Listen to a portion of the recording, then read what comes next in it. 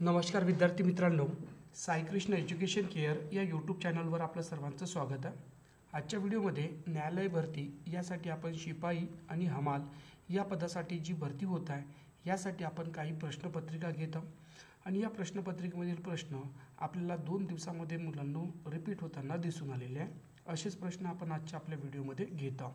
तर व्हिडिओला शेवटपर्यंत बघा. त्याचबरोबर चॅनलवर नवीन असाल तर चॅनलला सबस्क्राईब करायला विसरू नका. सुरुवातीचा पहिला प्रश्न बघू, काळजीपूर्वक लक्ष द्या. प्रश्न दिलेला आहे, अनुसूचित जाती आणि अनुसूचित जमातीच्या राजकीय आरक्षणाबद्दल जी तरतूद आहे घटनेत ते पुढीलपैकी कोणत्या भागात आहे. आता लक्षात घेऊ, प्रश्न समजून घेऊ. प्रश्न विचारायला आपल्याला जी तरतूद आहे राजकीय आरक्षणाची यासाठी कोणत्या भागात आहे, तर यासाठी बघितलं तर ऑप्शन क्रमांक 1 16 मध्ये आहे. त्याचबरोबर आपल्याला कलम विचारली तर कलम लक्षात ठेवसान, कलम क्रमांक 330 मध्ये अनुसूचित जातीच्या राजकीय आरक्षणाची तरतूद आहे. त्याचबरोबर 332 मध्ये बघितलं तर ही अनुसूचित जमातीच्या राजकीय आरक्षणाबद्दलची तरतूद आहे. तर या दोन्ही पण गोष्टी लक्षात ठेवा, कारण आरक्षण हा शब्द बघितलं तर आपला चर्चेतला आहे. पुढे बघू, पुढचा प्रश्नाकडे लक्ष द्या. बघा, भारताने न्यायाचे तत्व कोणत्या देशाच्या घटनेवरून घेतली आहे. बघा, न्याय म्हणजे सामाजिक, आर्थिक आणि राजनीतिक, हे आपण कोणत्या घटनेवरून घेतलेलं आहे, म्हणजे कोणत्या देशाच्या. याचं उत्तर येते ऑप्शन क्रमांक 1 म्हणजे कोणचा, रशिया. आणि हे जे न्याय दिलेले आहे हे आपल्या राज्यघटनेमधील सरनामामध्ये देण्यात आलेले आहे. मग हा सरनामा सर्वात पहिले कोणी मांडला तर बघितलं तर पंडित नेहरू यांनी मांडला. कोणत्या दिवशी मांडला तर 13 डिसेंबर 1946 रोजी, 1946. आणि हा कधी मंजूर झाला हे बघितलं तर 22 जानेवारी 1947. म्हणजे बघा, प्रश्न आपल्याला दोन्ही प्रकारे विचारू शकतात.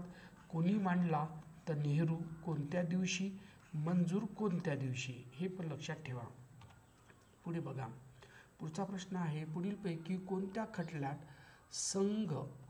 संघ राज्यवाद हे भारतीय राज्यघटनेच्या मूलभूत सिद्धांताचा भाग आहे असे सांगितले. प्रश्न समजून घेऊ, कोणत्या खटल्यामध्ये संघ राज्यवाद हे बघितलं तर मूलभूत सिद्धांताचा भाग आहे, हे कशात म्हटलेलं आहे, कोणत्या खटल्यामध्ये.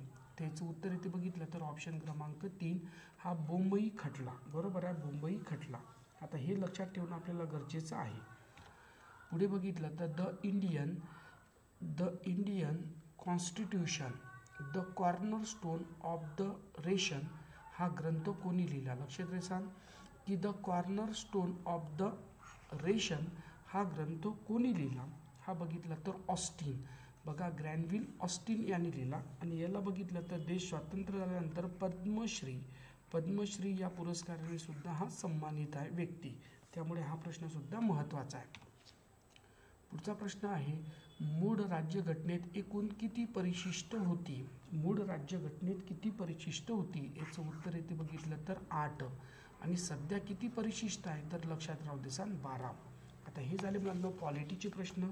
आता आपण घेऊ इतिहासाचे. इतिहासातला पहिला प्रश्न आहे, लक्ष देसान, इंदुप्रकाश वर्तमानपत्र कोणी काढले, म्हणजे कोणी सुरू केले. तर याचं उत्तर येते न्यायमूर्ती रानाडे. कधी सुरू केले तर लक्ष देसान 1862 मध्ये. पुढचा प्रश्न आहे, महाराष्ट्रात खालीलपैकी कोणत्या ठिकाणी मिठाचा सत्याग्रह झाला होता. महाराष्ट्रामध्ये मिठाचा सत्याग्रह कुठे झाला होता. त्याचं उत्तर येते वडाळा. कुठे, वडाळा.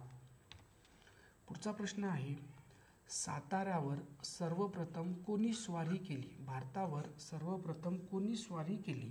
त्याचं उत्तर येते बघितलं तर पर्शियननी पहिली स्वारी केली. पुढचा प्रश्न आहे, खालीलपैकी ब्रिटिश साम्राज्याचा शिल्पकार कोणास म्हटले जाते. ब्रिटिश साम्राज्याचा शिल्पकार. त्याचं उत्तर ते बघितलं तर ऑप्शन क्रमांक 2 लॉर्ड वेल्सिंग. याला बघितलं तर शिल्पकार असं म्हटलेलं आहे. पुढचा प्रश्न आहे, मारो फिरंगी को ही घोषणा मंगल पांडे यांनी दिली. हे विधान चूक की बरोबर. तर हे विधान काय आहे, बरोबर आहे. यांनी कोणत्या ठिकाणी दिली तर लक्ष राहू द्या बराकपूर, कुठे, उत्तर प्रदेशमध्ये. मंगल पांडे हे बघितलं तर 1857च्या उठावातली गोष्ट आहे. पुढे बघितलं तर क्रांतिकाऱ्याने, लक्ष द्या, क्रांतिकाऱ्याने 12 मे 1857 रोजी दिल्लीचा बादशाह म्हणून कोणास घोषित केले? दिल्लीचा बादशाह म्हणून कोणास घोषित केले तर हे बघितलं तर बहादूर शहा. पुढचा प्रश्न आहे, न्यू इंडिया हे वर्तमानपत्र कोणी चालवले? न्यू इंडिया हे वृत्तपत्र कोणी चालवले तर ह्याचं उत्तर आहे बघा बिपिनचंद्र पाल. बिपिनचंद्र पाल हे बघितलं तर लक्षात ठेवा की बिपिनचंद्र पाल हे जहालवादी नेते होते. पुढचा प्रश्न आहे, पुणे करार, लक्ष द्या, पुणे करारावर कोणी स्वाक्षरी केली? पुणे करारावर कोणी स्वाक्षरी केली तर हे गांधीजी आणि डॉक्टर बाबासाहेब आंबेडकर. लक्षात राहू द्या. पुढे आहे, पुढील काही घटना आहे हा कालाक्रमानुसार रचना करा. म्हणजे सर्वात पहिले कोणती झालेली आहे त्याचं उत्तर इथे बघितलं तर ऑप्शन क्रमांक 3. यामध्ये लक्षात घेऊ की जे सुरुवातीला बघितलं तर मुस्लिम लीगची स्थापना 1906 मध्ये. राष्ट्रीय सभेमध्ये फूट कधी पडली तर 1907 मध्ये. होम रूल चळवळ जी आहे ही कधी सुरू झाली तर 1906 मध्ये.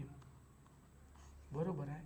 त्याच्यानंतर लक्षात घेऊ की बंगालची जी फाळणी आहे, बंगालची फाळणी, होम रूल चळवळ मुलांना बघितलं तर हे 1916 म्हणजे नंतर आहे. बरोबर आहे, 1916. बंगालची फाळणी कधी आहे बघितलं तर 1905. हे पूर्ण कालक्रम लक्षात राहू द्या. यावर भरपूर वेळा प्रश्न आलेले आहे. पुढचा प्रश्न आहे, दुसरी गोलमेज परिषद भरली होती म्हणजे कोणत्या वर्षी होती दुसरी गोलमेज परिषद तर हे 1931.